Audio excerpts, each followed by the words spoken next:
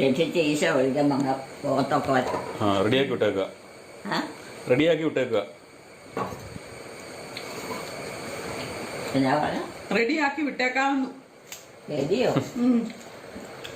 അതിനാ ഇല്ല, അമ്മയല്ലേ പറഞ്ഞേ ഈശോ വിളിക്കുമ്പോൾ പോകാനായിട്ട് തയ്യാറായിരിക്കണമെന്നോ?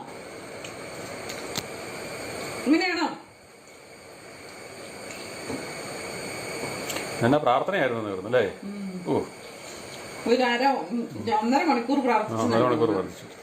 വിവാനെ വാ, ചായ. വിവായോട് പോയി ചായ കുടിക്കട്ടെ.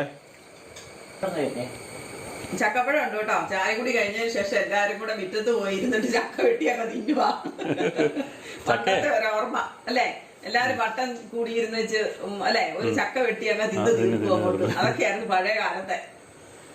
അമ്മയുടെ അനിയത്തിയുടെ വീട്ടില്ലേ ചതുരത്തൊണ്ടത്തിൽ നിന്ന് കൊണ്ടുവന്ന